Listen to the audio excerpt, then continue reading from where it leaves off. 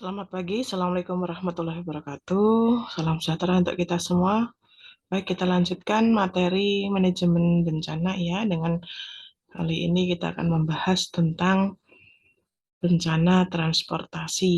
Ini ada terbagi menjadi dua sesi. Sesi yang pertama ini kita bahas tentang bencana transportasi angkutan darat. Untuk pertemuan selanjutnya kita bahas untuk angkutan udara dan laut ya. Walaupun sebelumnya teman-teman sudah membahas di tutorial, ini akan Ibu bahas ulang tentang bencana transportasi. Oke, baik. Dari definisinya, bencana transportasi merupakan kecelakaan ya, baik itu moda transportasi yang terjadi di darat, laut maupun udara, yang tentu saja namanya bencana, jumlah korbannya tidak sedikit, begitu ya. Bahkan menurut KNKT ya paling tidak minimal 8 orang. Kecelakaan lalu lintas dan angkutan jalan yang diinvestigasi berupa yang pertama adalah tabrakan antar kendaraan bermotor umum, misalnya mobil dengan mobil, bis dengan mobil, kemudian motor dengan mobil, motor dengan bis, gitu ya, atau dengan truk. Kemudian antar kendaraan bermotor umum dengan kereta api, ya. Misalnya palang pintunya tidak ditutup, yang masih banyak sekali yang terjadi ya. Beberapa tempat tidak dilengkapi dengan palang pintu kereta api. Kemudian ada juga yang menerobos palang pintu kereta api ya, tidak sabar dengan kereta api lewat asal menerobos.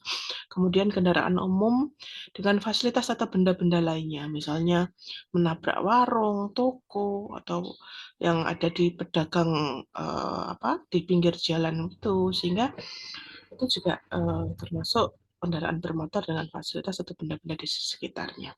Kemudian kendaraan motor umum yang terguling, misalnya angkutan bak terbuka atau truk yang muatannya terlalu berlebih sehingga kehilangan keseimbangan ya.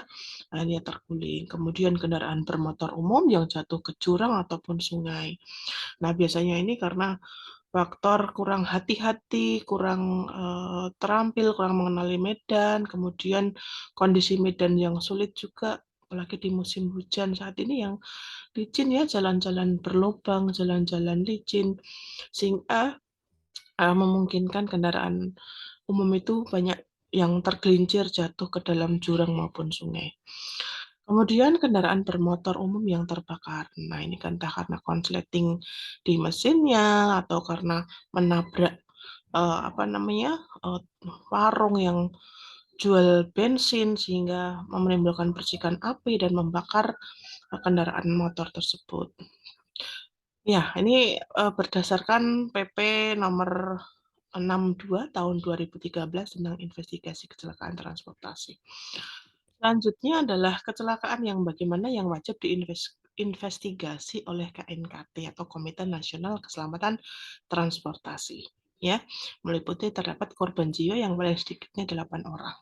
Kemudian kecelakaan ini mengundang perhatian publik yang luas. Misalnya memang kecelakaannya dalam jumlah skala yang besar sehingga orang melihat ya concern terhadap kondisi kecelakaan tersebut. Kemudian menimbulkan polemik dan kontroversi. Selain itu juga menimbulkan prasarana yang rusak berat ya, alat-alat di sekitarnya mungkin juga rusak berat ataupun mempengaruhi ke fasilitas umum yang rusak.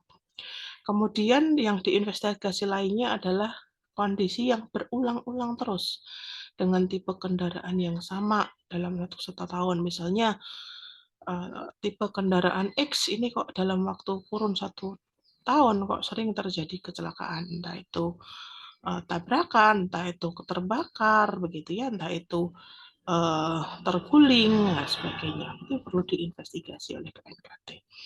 Kemudian berulang juga pada lokasi yang sama, ya. Misalnya dalam waktu 1 tahun ini kok kecelakaan di jalan tol X kok sering terjadi, sehingga kadang masyarakat awam mengatakan bahwa, "Oh itu tikungan maut," gitu ya. Ada kemudian, "Oh itu karena ada penunggunya," ya, biasanya dikaitkan dengan hal-hal mistis ya. Nah, padahal perlu diinvestigasi lagi kondisi yang, memungkinkan terjadi kecelakaan itu apa, karena faktor jalannya kah, atau karena, penerangan yang kurang cukup ya, sehingga kok lokasi yang sama terus-menerus itu terjadi dalam waktu 1 tahun tersebut.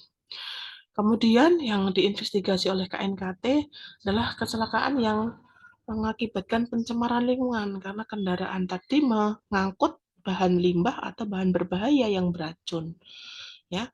Sehingga yang, berisiko akan merugikan atau bahkan membuat pencemaran lingkungan ya di sekitarnya, ya, baik itu ke pencemaran tanah maupun air, ya, maupun udara di sekitarnya.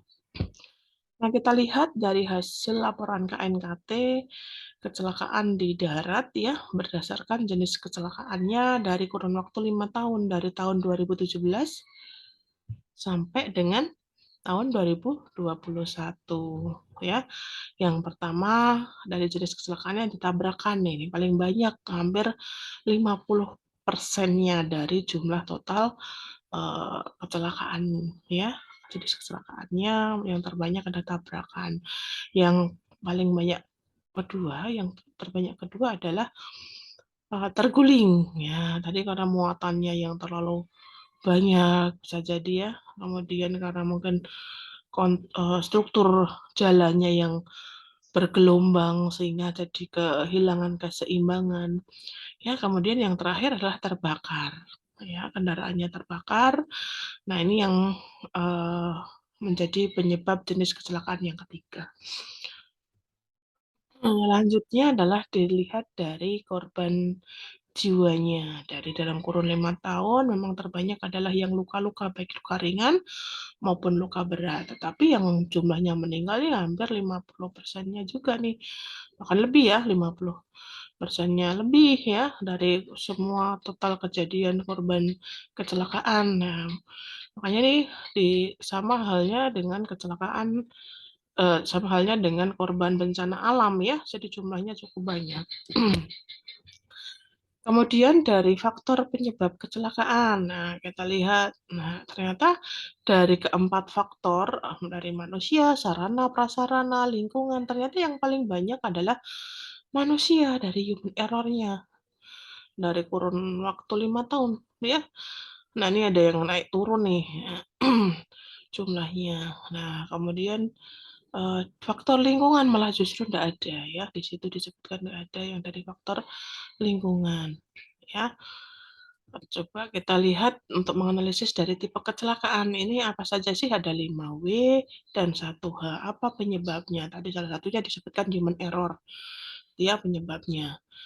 Dari faktor manusianya, nanti kita lihat faktor manusia apa saja yang menyebabkan, terjadinya kecelakaan. Kemudian buat tipe kecelakaannya seperti apa, where, di mana lokasinya, apakah di lokasi yang sama, who, siapa pengguna jalan yang terlibat, baik itu korban ataupun pelaku yang lalai gitu ya. Kemudian when, kapan kejadiannya, ya. Apakah ini faktor karena, eee, cuaca kurang mendukung, misalnya kurang penerangan.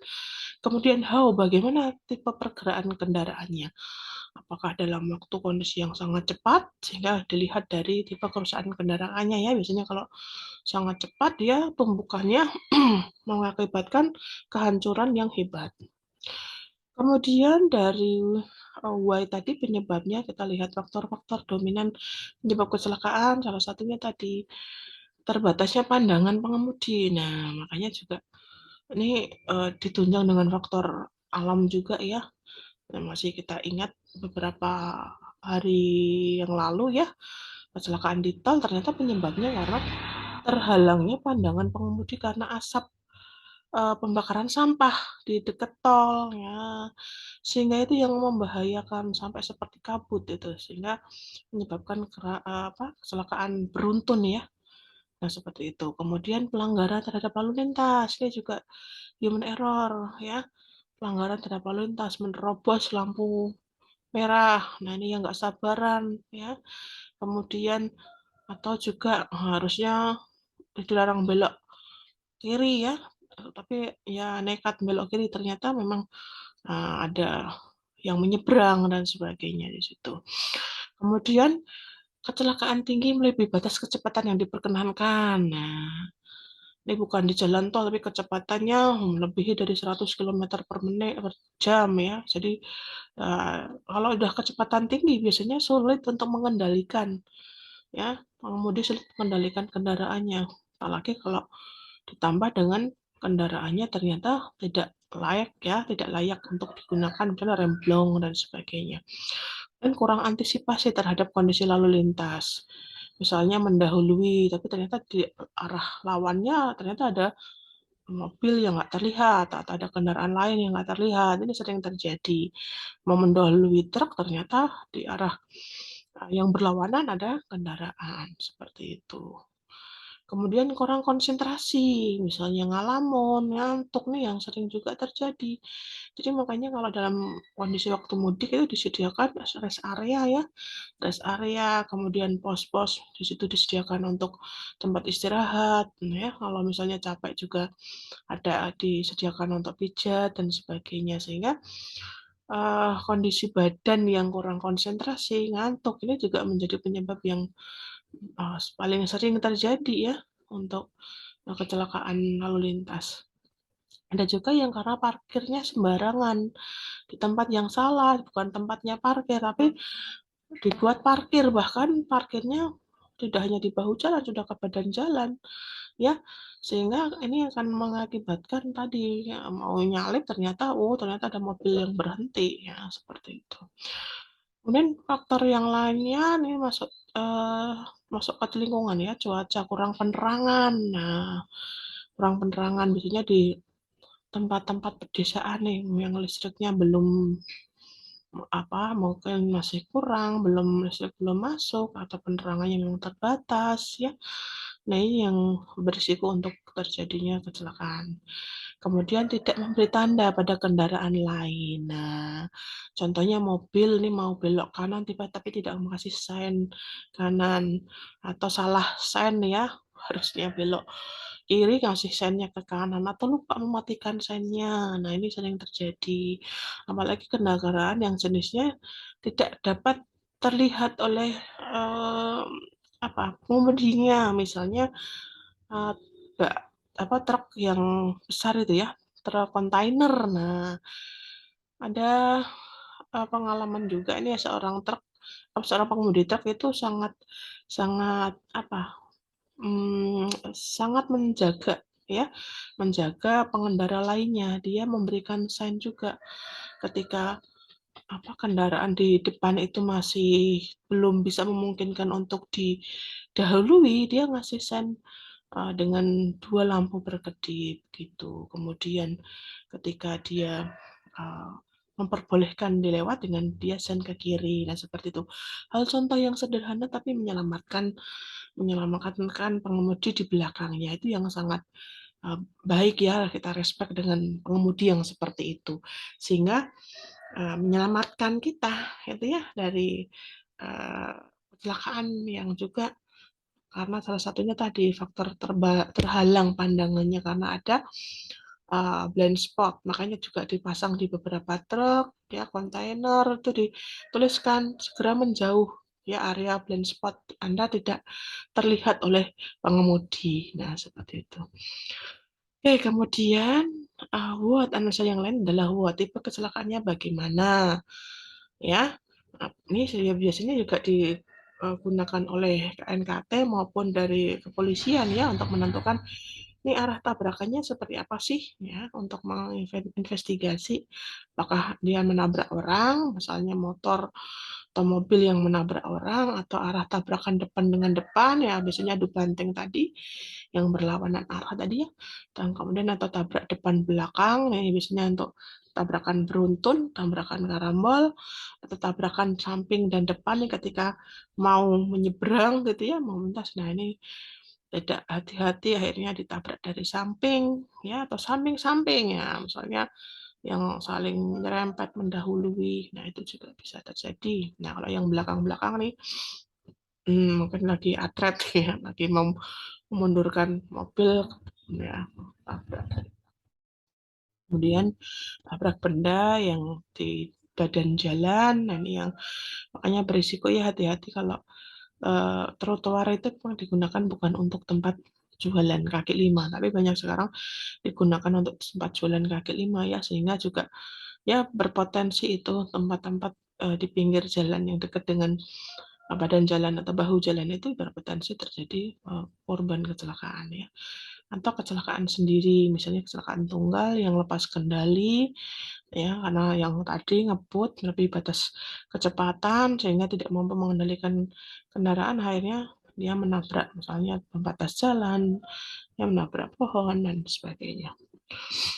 Kemudian pengguna jalan yang terlibat siapa saja, baik itu korban, baik itu sebagai tersangkanya ya, atau yang melalai melakukan itu tadi, dia mengemudi tidak hati-hati ya, itu bisa dari pengemudinya ya, kemudian pejalan kaki yang menjadi korban, mobil penumpang umum ya, kemudian ada juga yang mobil angkutan barang. Nah, kalau yang penumpang umum ini yang korban jiwanya akan lebih banyak, makanya untuk angkutan umum ada aturan tertentu yang harus dipenuhi ya, jangan sampai pengemudinya dalam kondisi mabuk dalam mengendarai kendaraan, dalam kondisi sakit tertentu ya, yang menggunakan obat tertentu sehingga ngantuk di jalan. Kendaraannya juga harus sudah sering dilakukan pemeriksaan, apakah layak jalan dan sebagainya. Kemudian mobil angkutan barang, nah ini juga ngangkut barangnya juga harus ditimbang ya, jangan sampai angkutannya berlebihan, barangnya berlebihan yang diangkut, sehingga risiko terguling tadi. Berikutnya adalah bis, ya, kemudian sepeda motor, kendaraan tidak bermotor, sepeda, becak, kereta dorong, ya, ini juga bisa menjadi pengguna jalan yang terlibat dalam kecelakaan. Kemudian di mana lokasi kejadiannya, atau saya dikatakan dengan TKP, tempat kejadian perkaranya di mana, gitu ya, di pemukiman, apa di perkantoran atau sekolahan ya. Nah, ini pemukimannya dilihat lingkungan padat ya, padat penduduk misalnya, nah, atau di perkantoran ya, atau di sekolah, kemudian di tempat perbelanjaan misalnya di pasar ya. Kalau misalnya di pemukiman yang padat ada bis yang nyelonong gitu ya, nah ini akan menimbulkan korban jiwa juga lebih banyak ya. Kemudian kapan kecelakaannya? Nah, ini terkait dengan lingkungan dari pencahayaan atau penerangan.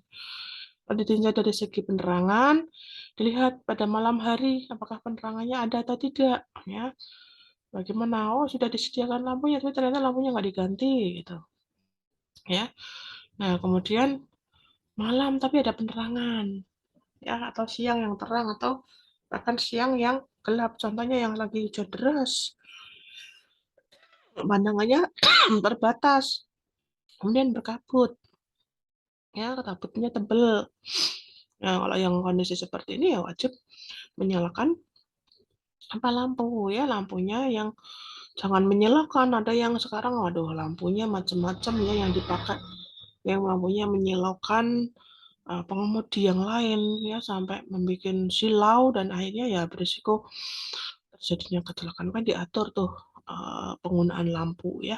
Kemudian asap nih tadi yang seperti saya sampaikan tadi, asapnya yang berisiko untuk menghalangi kendaraan lewat ya, makanya hati-hati, ini juga perlu diedukasikan ini kepada warga masyarakat yang terutama di sekitar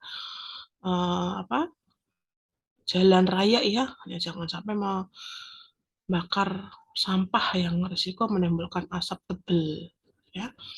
Kemudian atau kejadian di penerangan yang kurang, misalnya di subuh ataupun senja. Nah, kemudian waktu juga ditinjau dari jam kejadian, jadi penggunaan jam ya sesuai dengan berada waktu. Berikutnya adalah tahu bagaimana kejadian kecelakaan itu terjadi. Ya, ini juga biasanya digunakan oleh polisi ya untuk mengidentifikasi bagaimana sih kecelakaan itu terjadi, pergerakannya lurus atau dia motong atau nyalip kendaraan yang lain atau dalam kondisi ketika berbelok atau ketika berputar arah atau berhenti mendadak, turunkan penumpang itu akan terlihat. Misalnya dalam kecepatan tinggi ada upaya untuk ngerem nggak di situ di jalan, ada upaya untuk ngerem kan ada bekasnya tuh ya di jalan. Nah ya, atau ketika dia bergeraknya lambat juga akan terlihat, oh ini nggak ada apa namanya bekas-bekas pengereman, nah itu juga. Atau ketika kendaraannya tuh waktu keluar ya dari tempat parkiran, nah itu juga bisa diidentifikasi. Ya, kemudian ke klasifikasi kecelakaan berdasarkan tingkat kecelakaan. Yang pertama adalah kecelakaan sangat ringan atau damage only, kecelakaan yang hanya mengakibatkan kerusakan atau korban benda saja. Jadi tidak ada korban jiwa ya. Misalnya pengemudinya berhasil menyelamatkan diri begitu ya. Atau kecelakaan ringan, kecelakaan mengakibatkan korban luka ringan, misalnya lecet-lecet ya, atau robek yang kecil gitu. Kalau yang sampai berat lukanya sampai menimbulkan misalnya cedera kepala, patah tulang, ya ini yang harus kita segerakan dalam pertolongan pertama ya. Kemudian kecelakaan fatal, kecelakaan yang mengakibatkan korban meninggal dunia.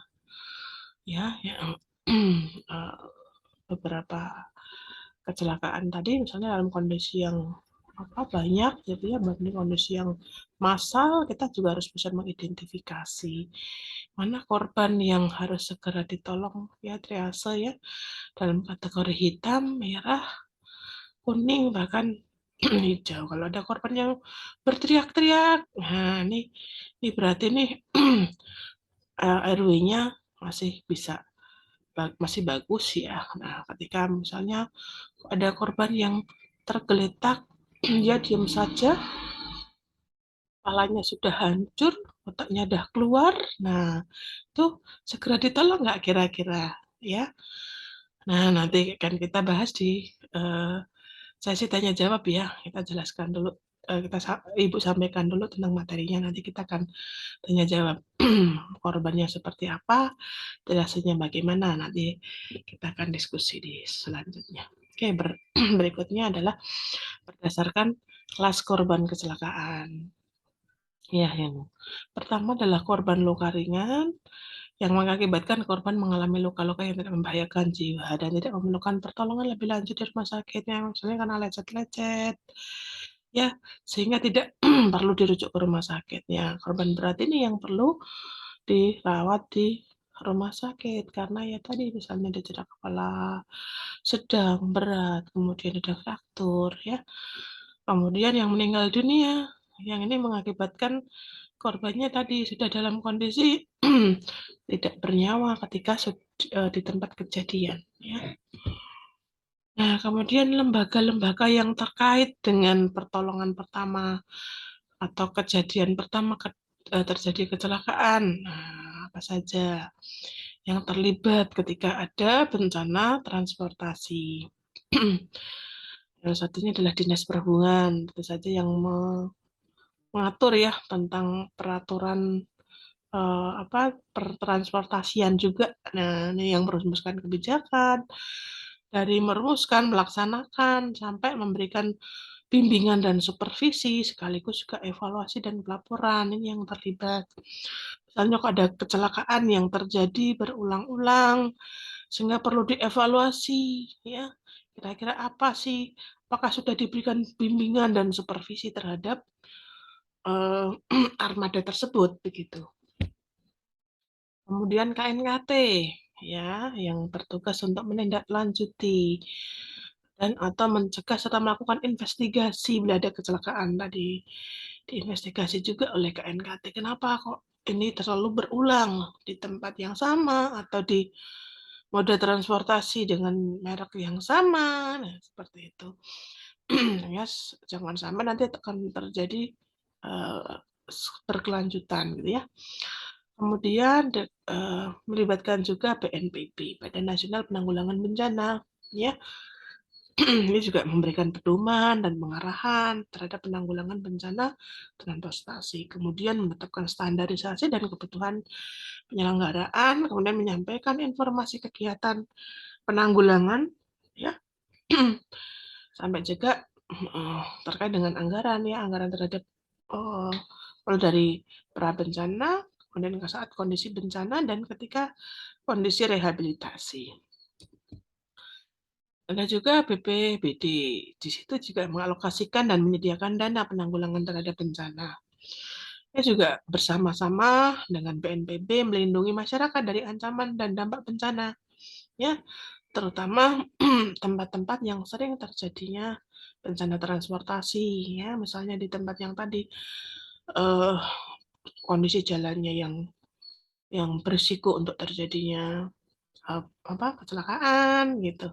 Jangan sampai nanti masyarakat di sekitar itu akan terancam juga, ya, makanya jauh dari tempat yang terjadinya bencana transportasi.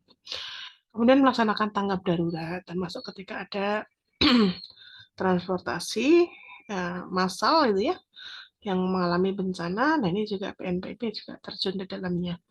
TNI dan Polri, nah, terutama di Polri, ya, yang ketika ada kejadian kecelakaan yang dilaporkan pertama kali, salah satunya mengamankan TKP, ya, untuk investigasi. Ini kejadiannya karena apa? Mengamankan korban juga, ya, mengamankan tempat kejadian untuk investigasi. Makanya sangat penting sekali di tempat TKP itu dikasih polis line.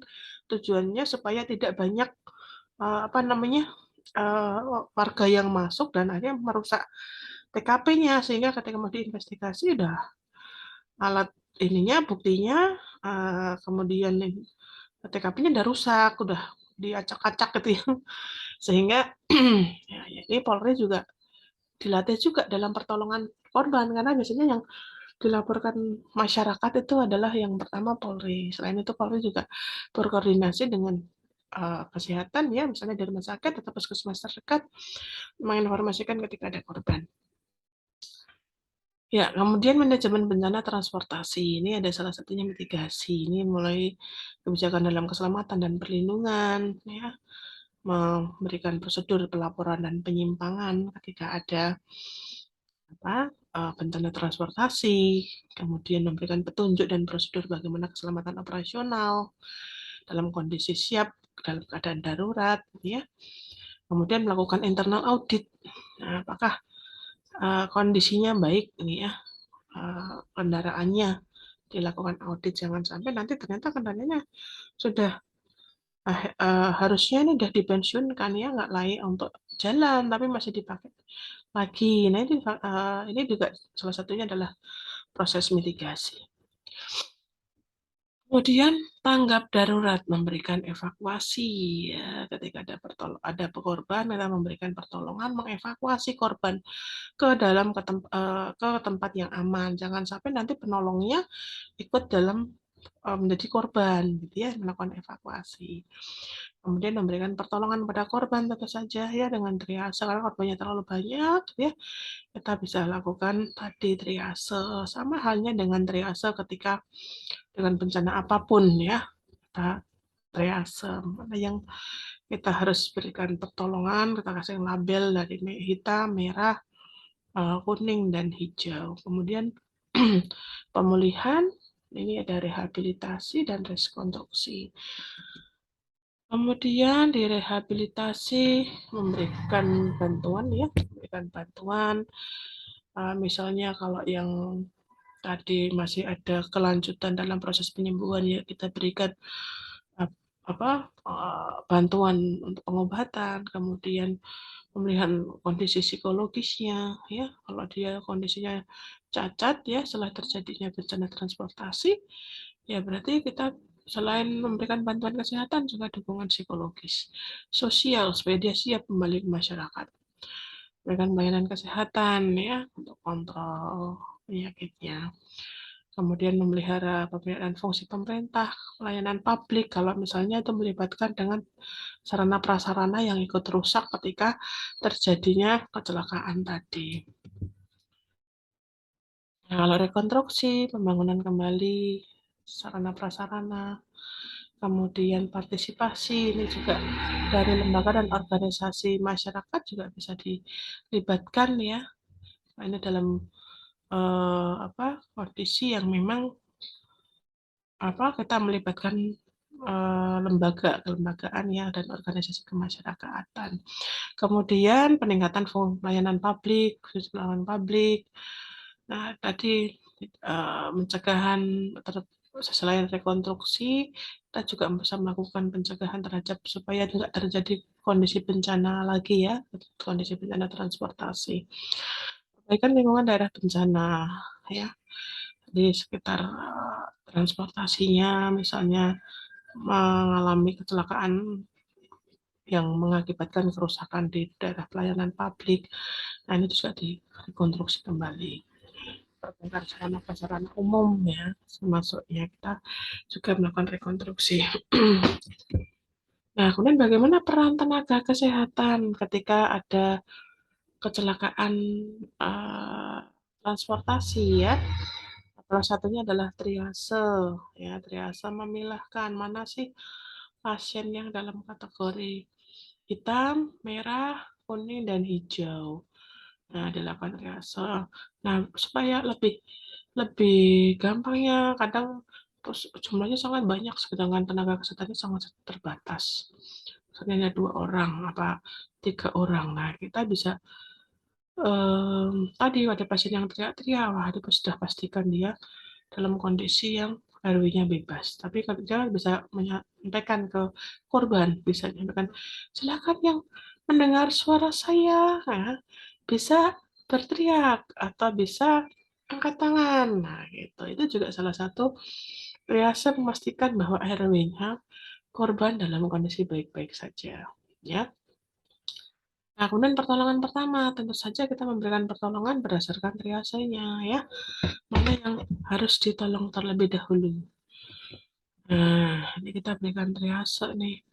Nah, kemudian kita lakukan survei primer ya, survei primer mana yang harus kita lakukan sebelum melakukan ke survei sekunder. Ketika survei primer sambil dilakukan stabilisasi dan resusitasi. Misalnya karena kalau pasien dengan kondisi dia ada sumbatan jalan nafas atau masalah airway, waktunya nggak banyak ya. Nah, ini kalau dalam hitungan menit ya, kalau adanya sumbatan jalan nafas, misalnya pada pasien kasus fraktur facilomaxillaris, maxillofascialis ya, tulang fasialnya remuk, maksilanya remuk. Nah, misalnya ya, sehingga dia RW-nya akan terganggu, banyak darah yang menyumbat di situ. Ya, pasiennya tentu saja nggak bisa berteriak, bisa saja diam aja. Nah, yang diam aja nih harus kita kita cek jalan nafasnya ya. Kemudian apakah dia henti nafas, misalnya juga ada traumatoraks ya. Kemudian nah ini dalam waktu hitungan 3 sampai 5 menit ya kan resiko menimbulkan kematian karena tidak ada oksigenasi di otak ya, atau yang perdarahan nih ada fraktur pelvis, fraktur femur, risiko terjadinya shock hipovolemik ya, terjadinya shock hemoragik ini masih hitungan 1 sampai dengan 2 jam. Nah, tapi yang harus diprioritaskan tadi yang warna merah ya, yang mengalami sumbatan jalan nafas. Sehingga, nah ini harus yang pertama tadi dalam waktu 3 sampai dengan 5 menit harus membebaskan jalan nafas dan memberikan oksigen. Ya, baik waktu di apa di pos ya, kita misalnya kalau di tempatnya ada di pos medis pertolongan pertamanya di tempat rumah sakit lapangannya kita bisa berikan di situ atau di tempat kejadiannya. Kalau misalnya belum memungkinkan kita bisa mengevakuasi ke pos pelayanan pertama karena memberikan di rumah sakit lapangan. Nah, di tempat itu kita bisa berikan yang ini RW-nya, kemudian pemberian oksigennya. Nah, di pos pelayanan lanjutan ya kita bisa rujuk ke rumah sakit ya, nanti juga kalau yang membutuhkan dilakukan pembedahan dilakukan di kamar operasi, ya, kemudian membutuhkan pelayanan lebih lanjut dilakukan di ICU, ya, seperti itu. Oke, kemudian sama juga yang mengalami koma, ya, dalam waktu bisa meninggal nih dalam waktu 1 minggu. Nah, artinya bisa toleransinya masih panjang ya, tapi yang harus kita perhatikan tadi ya, yang ada sumbatan jalan nafas dan nafas yang harus segera kita segerakan untuk ditolong. Oke, nah upaya peningkatan keselamatan lalu lintas ya tadi. Nah, ini nggak hanya petugas kesehatan saja, tapi juga tadi ya, upaya peningkatan keselamatan nggak terulang. Nah, ini tadi lintas sektor ya, ada Dinas Perhubungan, kemudian DLLAJR. Nah, itu juga bisa memberikan upaya peningkatan keselamatan lalu lintas nih. Ada beberapa referensi mengatakan untuk upaya keselamatan lalu lintas, yang pertama ada metode prevensi ya, pencegahan kecelakaan ya, mulai dari perencanaan jaringan sampai desain jalan. Jalan juga diperhatikan bagaimana kondisi geometriknya, kelengkungannya ya, kemudian jarak pandangnya, pengalirannya, konstruksi jalan yang sudah ada seperti apa. Kalau jalan sudah rusak, berlubang juga ya segera diperbaiki gitu kan ya. Metode reduksi ini perbaikan rambu lalu lintas, kalau yang mati ya segera diatasi gitu ya. Kalau mati ya juga ada polisi yang segera menggantikan untuk mengatur lalu lintas, perbaikan marka ya yang sudah kadang terhapus sama air hujan gitu ya. Kemudian perbaikan penerangan jalan, nah ini yang juga perlu di uh, apa perhatikan, jangan sampai nanti di tempat-tempat yang padat dan ramai dan berisiko terjadinya kecelakaan penerangannya sangat minim. Kemudian referensi lain mengatakan ada perbaikan karakteristik jalan ya, di permukaan jalannya nggak yang bergelombang gitu ya, kemudian banyak bolong-bolongnya. Kemudian pelebaran jalan kalau misalnya yang lalu lalang cukup banyak gitu ya, mobilnya padat dan beresiko untuk terjadi kecelakaan juga di sana, perlu pelebaran jalan, pasang rambu-rambu alat peringatan ya, kemudian memasang median tadi ya, kemudian perbaikan juga pengguna jalannya, karakter pengguna jalannya, ada hukum yang jelas, berikan pendidikan tentang bagaimana tentang apa namanya keselamatan jalan raya, tentang pendidikan tentang penggunaan rambu-rambu lalu lintas.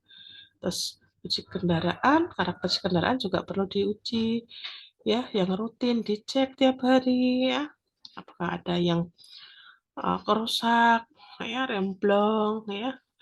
Ada juga hasil tes karoseri ini biasanya untuk kendaraan angkutan besar ya. Kemudian menyalakan lampu ketika siang hari. Nah, ini salah satu aturan di kendaraan motor ya, itu juga menyalakan lampu untuk apalagi di cuaca yang gelap, cuaca yang berkabut juga perlu. Kemudian kendaraan juga ada perlu dilengkapi sensor dan peralatan elektronik. Misalnya ketika mau atret gitu ya, itu kasih kasih sign ya, kasih tanda, kasih suara kalau misalnya dia ada benda yang risiko ketabrak gitu. Ya, begitu teman-teman. Nah, untuk selanjutnya nanti kita bisa diskusikan. Ya, setelah ini kita bisa diskusikan atau ada pertanyaan yang mau disampaikan, saya persilahkan. Nanti akan dibuka link Zoom ya untuk diskusi pertanyaan. Terima kasih. Assalamualaikum warahmatullahi wabarakatuh.